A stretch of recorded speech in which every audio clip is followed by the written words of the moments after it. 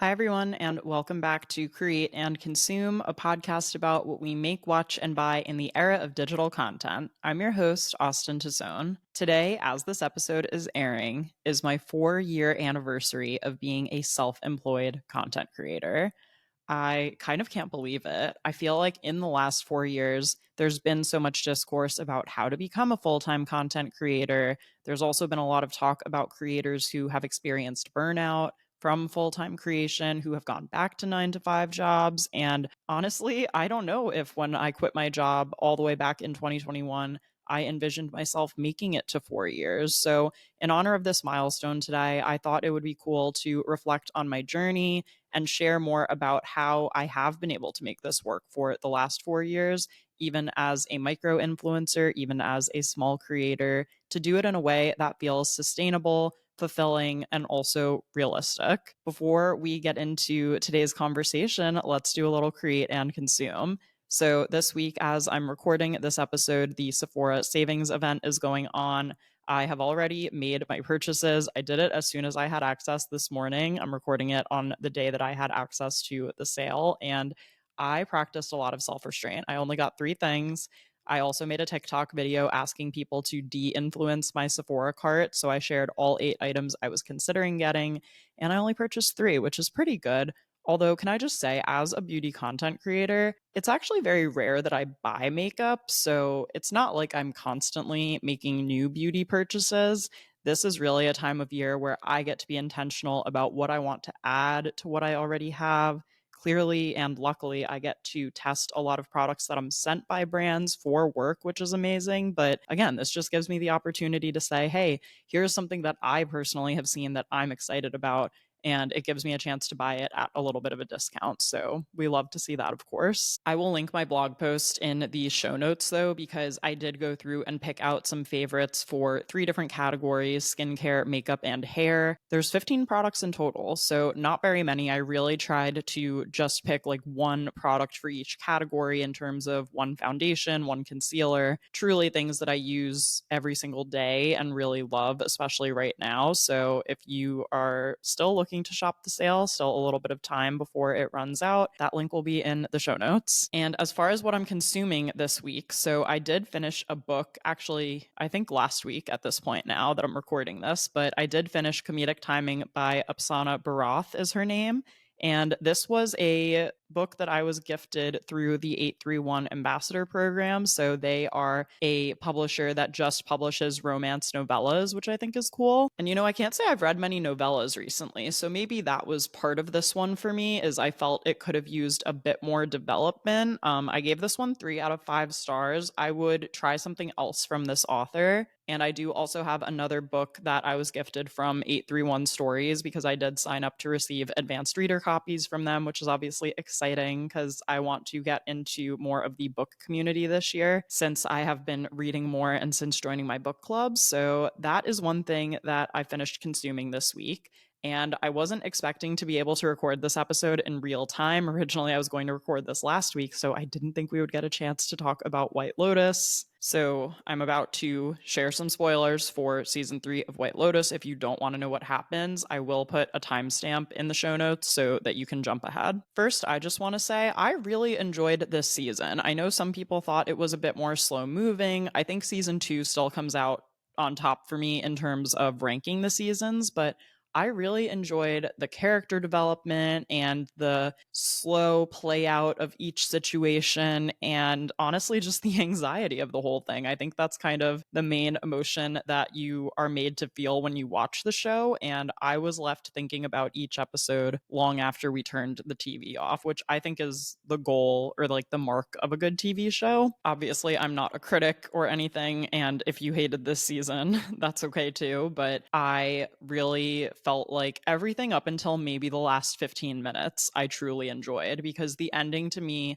felt honestly even a little rushed despite all of the buildup from the season. Like, really, the last 15 minutes I think is where they lost me, because there was this amazing reunion with Chelsea and Rick. There was that intense conversation between the 3 friends. There was the whole scene with the Ratliff family. And then in terms of the actual murders and deaths in the show, again, someone on Thread summed this up so well, because they posted a photo of the woman at the White Lotus who was giving Rick those like meditation lessons. Her name is escaping me right now, but someone was like, so really it's all her fault. And someone like reposted that and said, I feel like there's more options between my therapist isn't available right now and I'm about to go steal the gun and kill the guy. And I fully agree with that. I mean, especially because Chelsea was there and like it looked like she was had the capability potentially to stop him. Also, can we talk about how Chelsea grabbed the donut? That is one of 800 reasons why she was my favorite character from this season, and I'm really sad that she met her demise ultimately. I guess the hotel robbery plotline was kind of a red herring. I also thought Mook was kind of a red herring. I thought she was going to be way more suspicious, and it turns out she's just maybe a little shallow when it comes to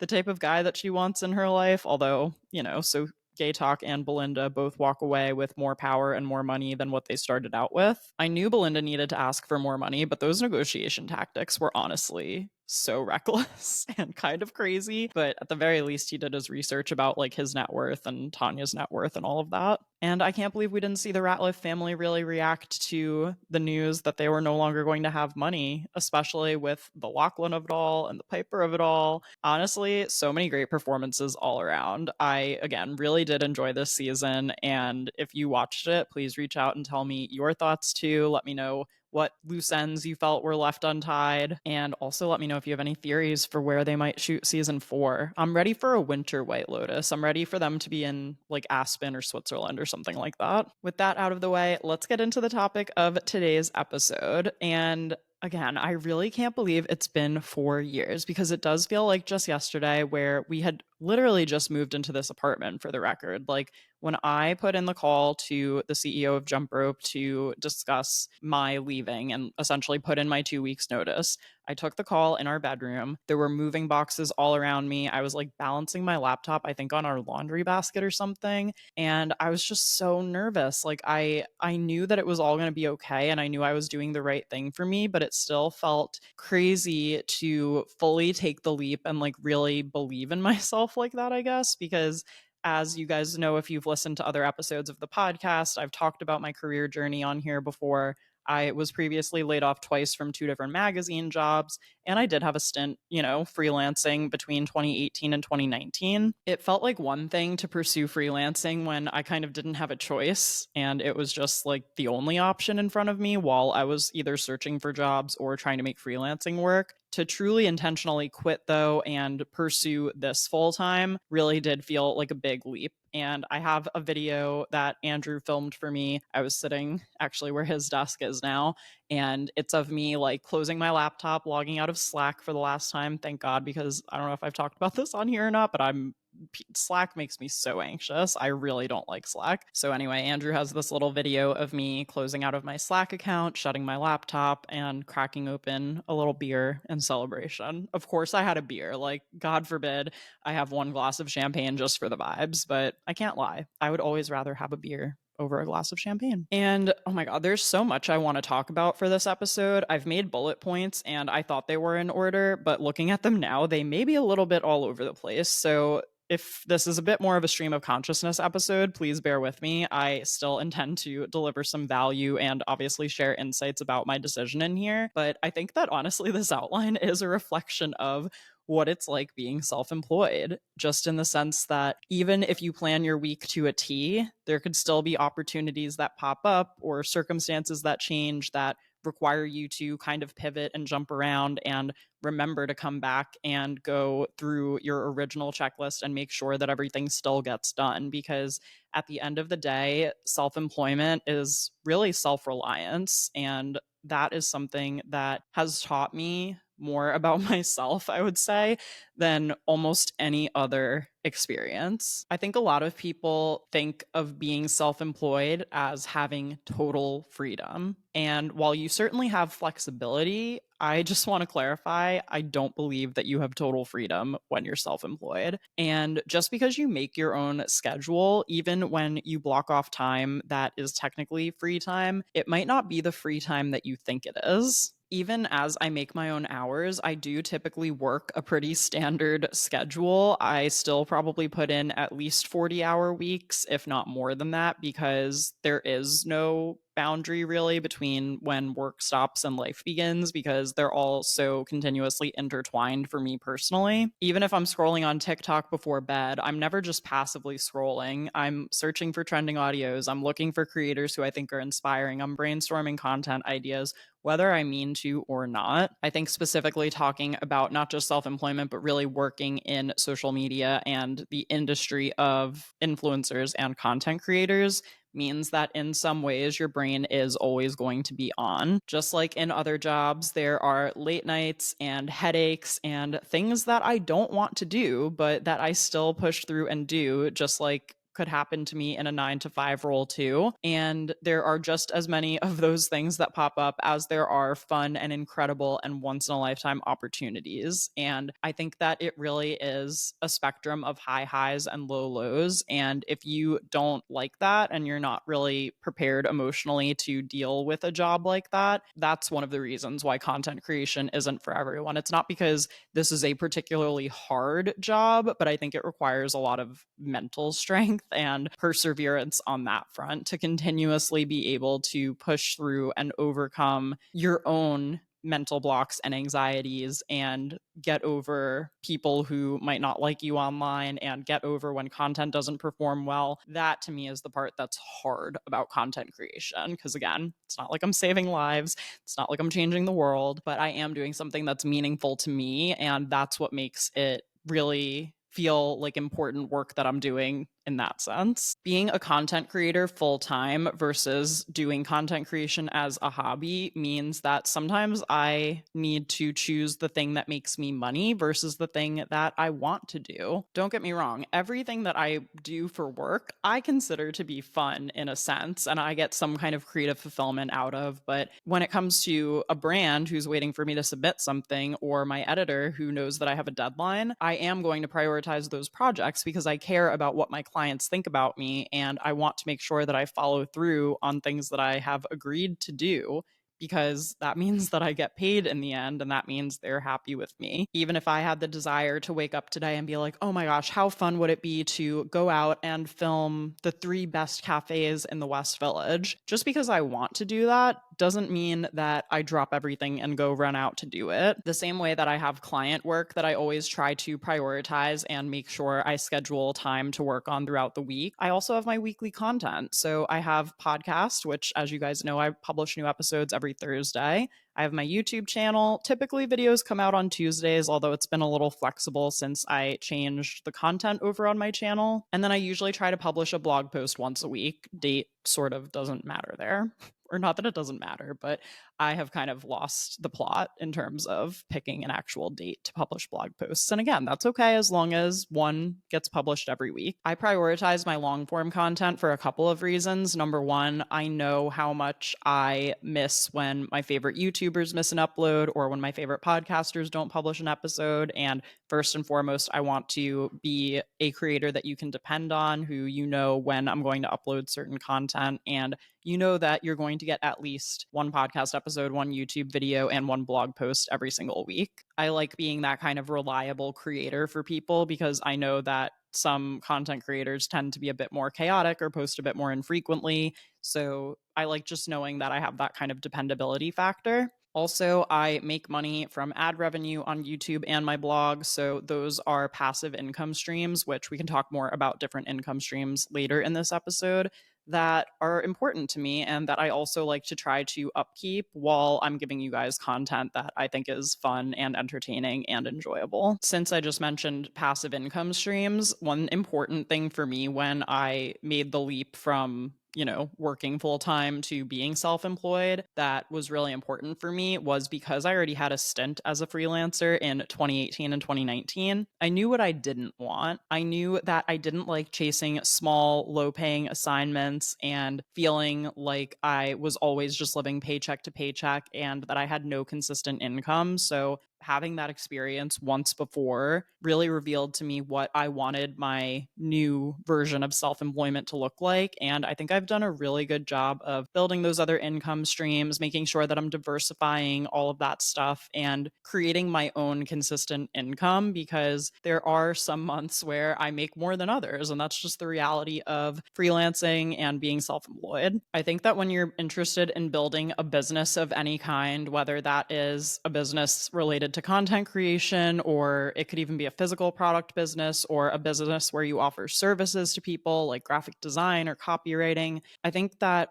one of the biggest things, and definitely something that I've worked through over the last 4 years, is that you have to be willing to wear every single hat. And I think you need to try everything once by yourself, with a couple of caveats to that. But I think that once you go through the process of starting from basically nothing, saying, okay, I don't even like have a company name, I need to register my business, all the way up through things like growth when it comes to hiring and outsourcing and expanding your business, really just the fact that I have had to basically do everything myself at least once, that I haven't had someone else to hand things off to, gives me an appreciation for the work that I do, and also tells me what my strengths are and what my weaknesses are. Just a couple of examples of things that I have done in my business was looking into registering my business and filing trademarks for my business. Now, this I did recruit Veronica to help me with. She is an influencer lawyer. Her handle is at Curator Counsel on Instagram, Curator_Counsel, sorry. I will link her in the show notes. Registering my business was more straightforward. I was able to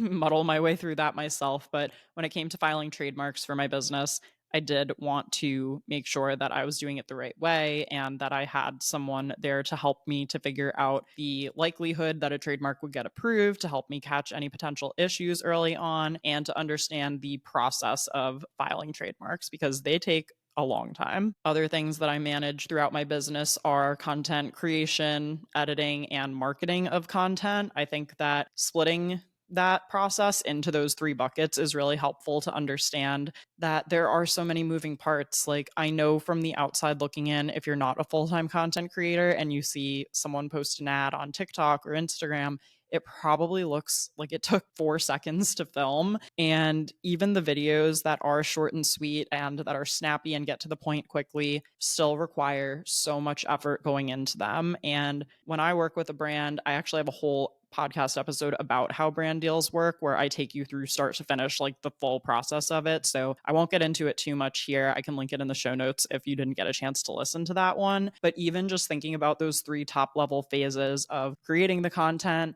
editing the content, and then uploading and distributing the content, like 2 different platforms, and promoting it, sharing like a reel to Threads or sharing a blog post on LinkedIn, and really making sure that you're doing your duty to like market your own content as well. It's a lot of work, especially when you're producing like a video every single day, or a couple of videos a week, or even one big video a week. Like, even if YouTube is your primary posting platform and you upload one long form video a week, that's no joke. I know, because I've been doing it for 4 years as a full-time creator. And then even before then, I don't know how I was posting 2 videos a week on YouTube back in the day, but I was doing that at one point. It's crazy. It takes so much work, honestly. On that note, another huge skill that I've had to learn is management of myself, management of my time.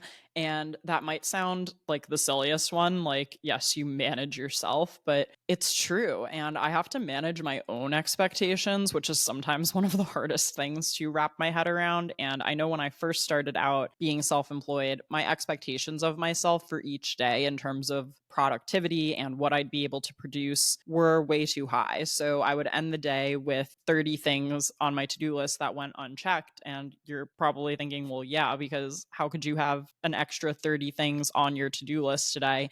Even if they seem like small tasks, there's only so many hours in a day that you can get everything done. And for me, this looks like managing myself in terms of saying, oh yeah, like, let me take off on this day, versus, hey, I know that this is technically like a national holiday, but it would actually be really good if I could get 2 hours of work done in the morning to then enjoy the rest of my day off, type of thing. And the hard part about having a creative job is also kind of taking advantage of your creative flow and knowing when you're most productive so that you can slot in activities that are high energy where you are most productive, and so that you know when it comes to a time that you're not going to be feeling so productive that you only have like admin tasks to handle. So one way that I have kind of done this in my business is typically I consider my power hours from like 9 a.m. to noon. That's typically when I am most alert, most awake, and most ready to focus. So that is typically when I try to do most of my filming or content creation.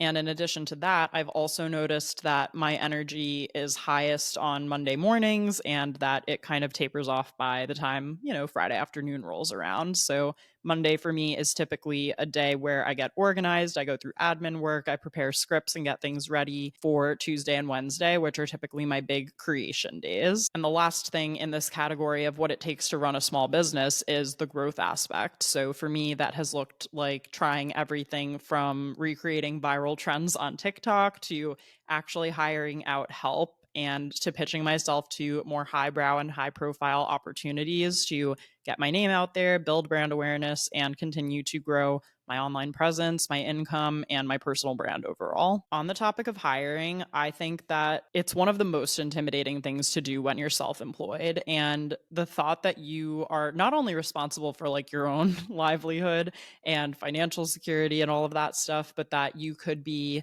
responsible for someone else's well-being and contribute to their financial security and all of that too. It is a lot to take on, especially when even if I'm like registered and I have my trademarks and I have all those things, it still feels like me just sitting in my apartment talking to my computer, which I am right now. And that makes it feel somehow less official when you hire people, but it is still very much a serious thing and something that you should vet and really think about and consider before you commit to. But I do think that the benefit of hiring when you're self-employed is you're probably not at the point right away where you're going to be hiring a full-time employee, and contractors these days are everywhere. They're more flexible than ever, and they are offered at pretty much every price point. So even if you can't afford the person who you ideally want to work with, like if their rates are out of your budget, you can still find help if you need it.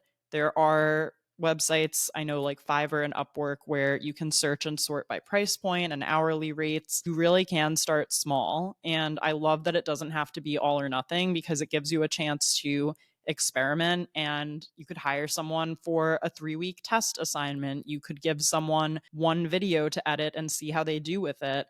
And this really helps have peace of mind in terms of knowing that you're hiring the right people and that your money is going somewhere where you'll get a return on your investment of hiring out. In the last 4 years that I've been self-employed, I've had the pleasure of working with a couple of different contractors. So one that I work with is Influencer SEO. They help me optimize blog posts on my website to make sure that they have the best chance of ranking on Google search. This is something I could totally do myself if I really felt like it, but the fact that I can outsource to them for what I think is a pretty reasonable price each month is just one less thing that I have to worry about. So I've been working with them for about a year now, and I've definitely seen my traffic grow, and I love that they are going back in and looking for like what work did Austen do already that we can re-optimize to help it get in front of a new audience and kind of give it a second wind. So that to me has been incredibly helpful. I also worked with a YouTube video editor for 2 years. I started working with Sean in the beginning of 2023, and I worked with him all the way up through the end of 2024. And I have nothing but good things to say about working with him. Honestly, he made my life so easy. And the reason that I went back to editing my own YouTube videos had nothing to do with like his work whatsoever. It just had more to do with my own unknowing in terms of what I wanted the future of my YouTube channel to look like, and feeling like I had kind of lost my voice and lost my uniqueness, and that I first needed to rediscover like what even is my editing style? How does this even work? And get back on track of that and take more ownership over that before I would consider outsourcing that part of my business again. And let me tell you, that has been a bit of a strain on my schedule. And it's true. I really have to make sure that I leave room in my weeks each week to ensure that I have enough time to actually edit my YouTube content once I've shot it. Because before I would shoot everything and send it off, maybe with a couple of notes here and there, but honestly, just like kind of let him do his thing. And now it's all back on me. And it is time consuming for sure. And again, I think with contractors, just being upfront and honest about what you're thinking and where you're moving from, offering to write testimonials, and just being really clear about your reasoning in terms of if you have feedback or if you are going to choose to pause working together for the time being. I think in the gig economy, people kind of expect that at some point. It's obviously great when you have a consistent client, but likely you're not going to have a client from the day you're born until the day you die. So at some point, you may break away or choose to go in a different direction. And again, I think as long as you're respectful and you communicate clearly about stuff like that, that's part of the role of being a contractor. And you can even hire on contractors or virtual assistants for short-term projects. So when I was launching my digital course, which is the Influencer Income Accelerator, it helps content creators start and scale passive income streams. I was doing some live webinars to promote the course content to my audience, and I hired on a virtual assistant to come on and help me through my digital course launch period. She helped me run the live webinars that I was hosting. She would drop links in the chat and gather questions for Q&As. She also helped me upload my entire course to Thinkific, which is where I used to host my course at the time. I have since moved it over to Squarespace Courses. And she also kind of helped me like brainstorm marketing ideas, write email copy, things like that. And when I hired her on, I said, hey, this position is going to be from January through March of, I guess it would have been 2022 at the time. And I'm really just looking for someone to come on for right now and help me with the launch. If there's ever an opportunity to like work together again in the future, I will let you know. But this is really just to help me get my course up and running. And I was able to find a virtual assistant who was totally okay with that arrangement and who, in fact, had done the same thing for other course creators before, which made her a good fit for helping me out. I think that at the end of the day, no one truly successful gets anywhere alone. I definitely have other things that I would love to outsource and hire out for later this year. I know I keep threatening to bring someone on to help me with the podcast, and I did make it one of my Q2 goals. So my hope is that I can put together a list of responsibilities and kind of share a job posting for that within the next few weeks. Okay, another thing that I would have not survived without for the last 4 years is a community of other people who are in my same position. And to put it simply, finding your business besties, finding your work life, finding your virtual coworkers,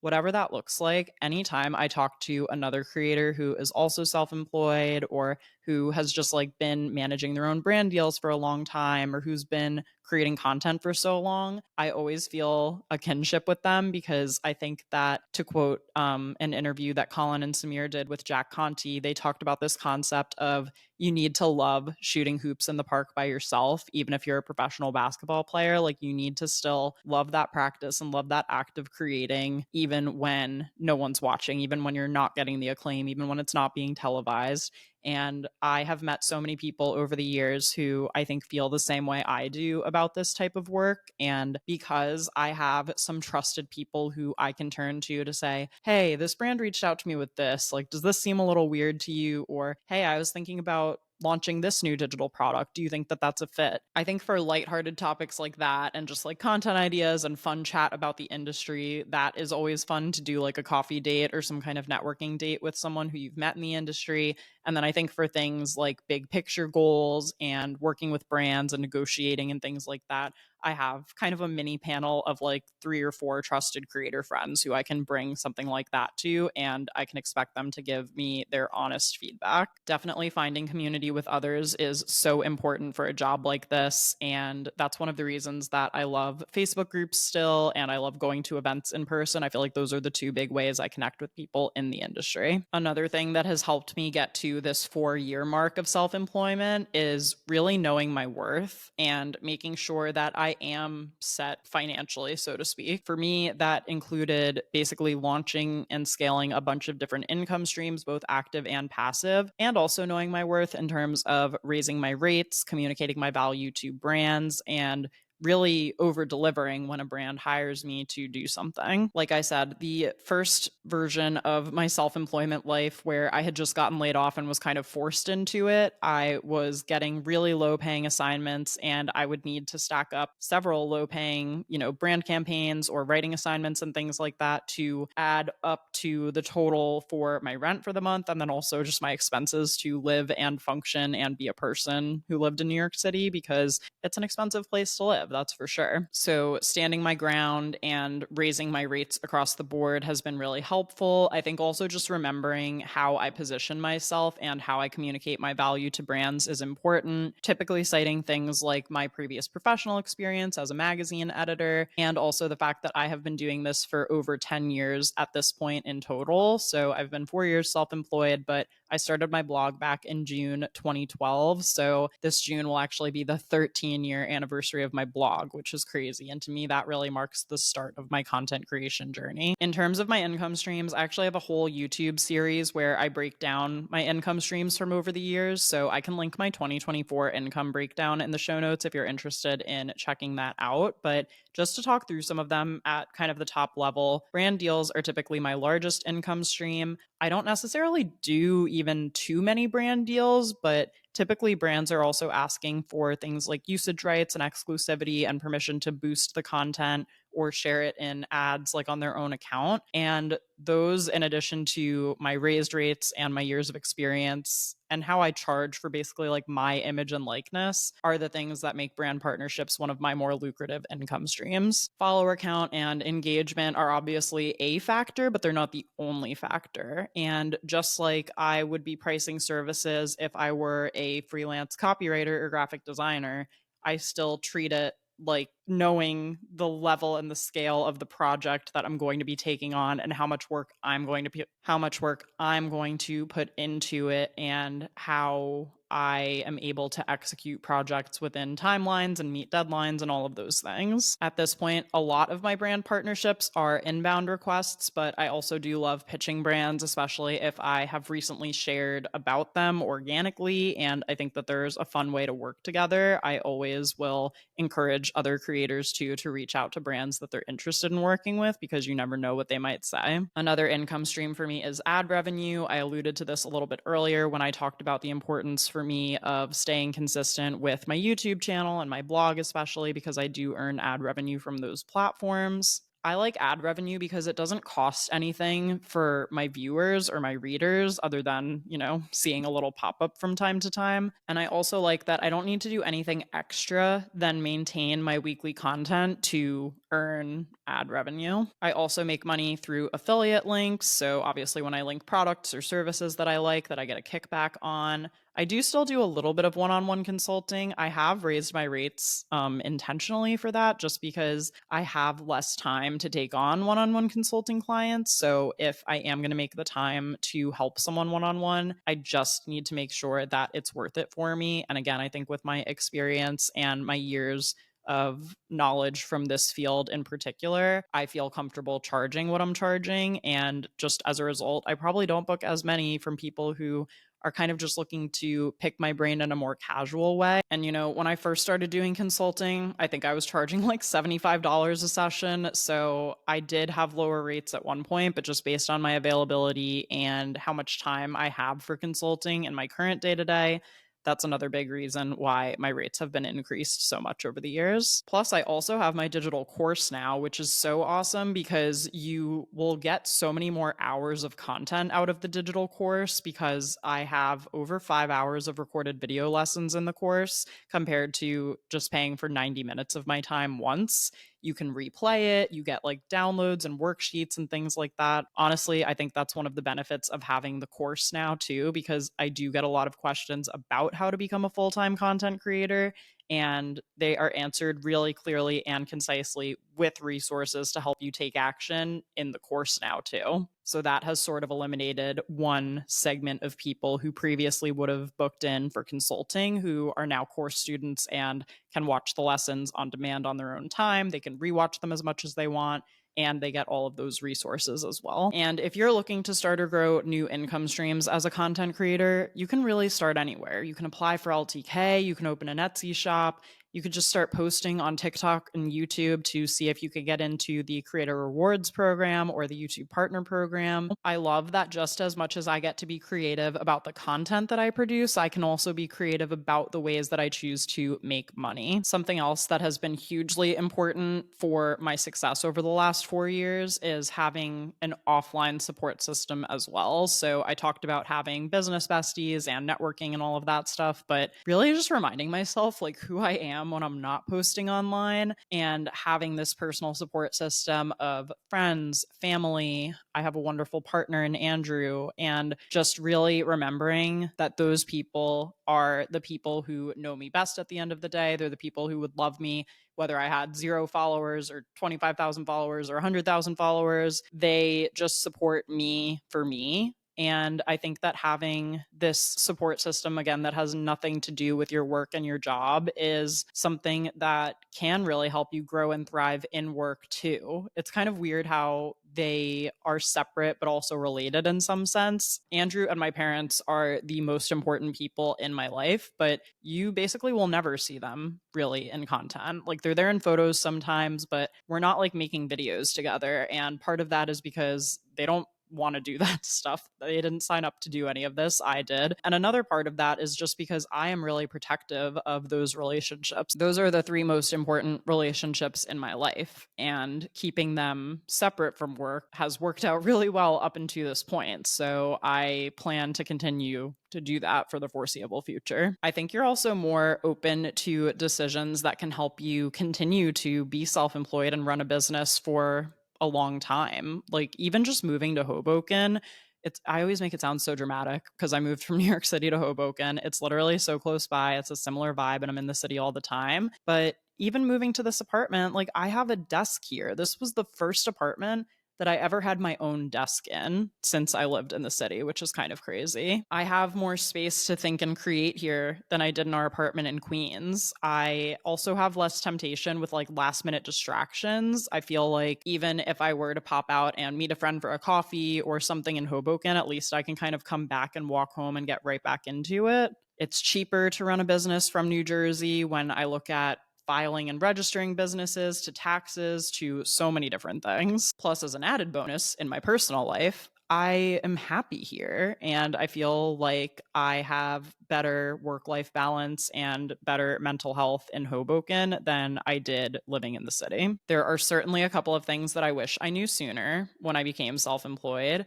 I think that it can be really tempting to try to do everything all at once, to try to grow on every platform, to try to make everyone happy. And I think that the key for me has been picking one thing at a time to really focus on and see success with and grow. So over the years, that has kind of fluctuated between probably like my YouTube channel, my blog, and then like TikTok and Instagram in terms of what I have seen grow, like trying to take advantage of when I notice momentum on Instagram and TikTok, but also trying to be consistent and show up with YouTube and my blog. And also just knowing that I can't be in every single spot. Like as much as I would love to, in theory, be posting to all of the platforms, it's just not realistic. I really don't post much anymore on like X or Facebook unless I am promoting a blog post and I remember to share things there. For Pinterest, I'm really just scheduling out content that I already created. I'm not really creating anything brand new for Pinterest unless I'm working with a brand. And even knowing that those platforms are kind of like, yeah, if I remember to, it's great. It takes some of the pressure off of, again, feeling like I need to be everywhere. I also think that setting boundaries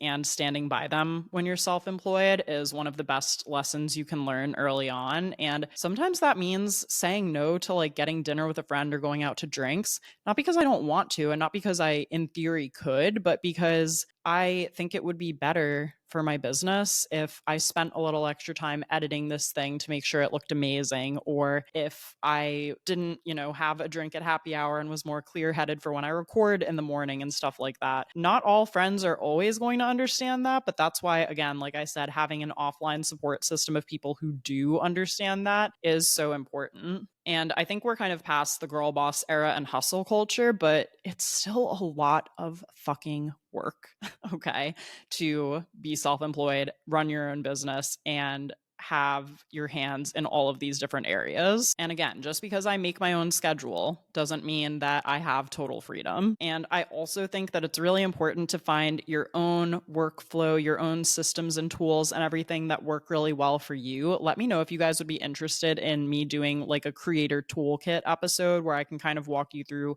all of the different softwares that I use and systems that I have in my business to help me stay organized, because I could certainly put together an episode like that. But again, me knowing that I am usually most on and ready to go in the mornings is potentially going to be different from another creator who really likes to take their mornings slow and doesn't really start answering emails or doing things until like 11 or noon. And we just live in a time where information is so readily available and people are sharing and being so much more transparent about all of this stuff than they ever were when I was really first starting out with this. So in terms of resources, I mentioned it already, but just to plug my digital course again, like I truly would not promote the course if I didn't think it was good and if I haven't seen it truly help students start and scale their own passive income streams to supplement their brand deal income. Because again, brand deals are great, but sometimes you are rolling in them and other times your inbox is crickets. So to fill in with your own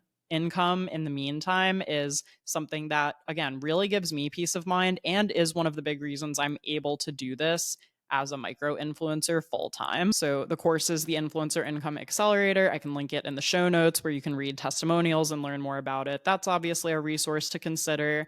There are also books, honestly, that are really helpful. Two that I love for productivity and time management are The 4 Hour Work Week, which is by Tim Ferriss, and then Uptime, which is by Laura Mae Martin, and she is the head of productivity at Google. That book was a really helpful guide to not just understanding like what productivity is, but again, like I was saying before, what productivity looks like for you. When are you most excited to work? When do you feel the lowest amount of energy in your day? And how can you schedule your days so that you can make more use of the time that you are excited and ready to go, and that you can just be more efficient? And again, that doesn't necessarily have to mean having a to-do list with 30 items and stressing and doing anything, leaping and jumping and doing all these things. And again, that doesn't mean having a checklist of 30 things and checking them off every single day, because that sounds exhausting. It just means making the most of your day so that you can get more done in the times that you are feeling most ready to get things done. So I love that. There are a couple of podcasts that I like as well. So my friend Emma has a podcast called The Creative Edition. I have been a guest on it before. I will link an episode that I have guested on in the show notes in case you want to listen. She shares a lot about the creator journey and self-employment and so on. My friend Kristen also has a podcast called The Social Scoop. I've also been a guest on her podcast too, so I will link it in the show notes. And I've also enjoyed following Vanessa Lau on YouTube, who has shared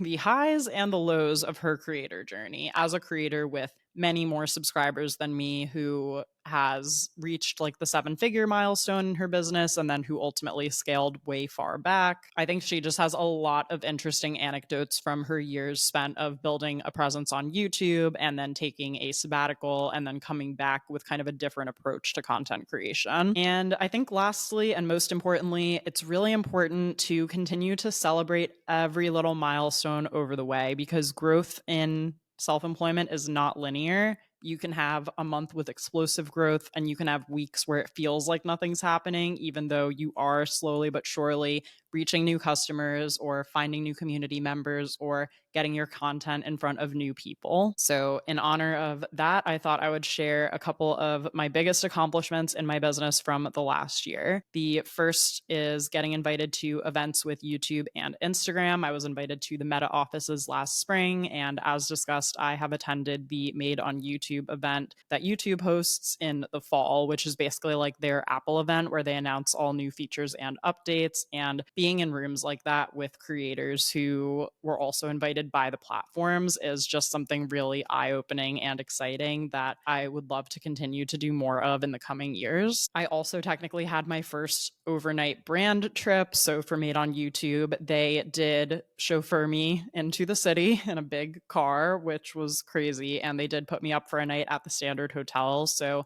that was sort of my first local staycation that I was able to experience since going full time with content creation. I also had my first national TV appearance. I appeared on the Tamron Hall show over the holidays, and I was talking about holiday beauty trends. I can link that YouTube clip in the show notes too. I don't know if we talked about it because I had kind of pre-recorded some of my end of year episodes, but that was definitely an exciting milestone too. And another huge accomplishment was launching this podcast. It was something I had been thinking about for a long time, but to actually get it going and to actually make it to this point where you guys are listening and I record episodes each week is really cool. And it's something I'm super proud of. And those are all of the things that have helped me stay self-employed for the last 4 years. And I am so excited to see what this next year brings and to continue to find ways to be creative and grow my business and share the process with you guys as well. I wouldn't be here without you all. So if you're still listening, thank you so, so much for being here. It means more to me than you know, and I really couldn't do any of it without you. As a reminder, you can support Create and Consume for free by doing any of the following. You can leave us Apple and Spotify ratings and reviews. You can like, subscribe, and hit the notification bell if you watch this episode on YouTube. You can follow us at Create and Consume Pod on Instagram and TikTok. You could send this episode to a friend who might enjoy it. And as always, don't forget to check out createandconsumepodcast.com for episode recaps and more. Thanks again for listening, and I'll talk to you soon.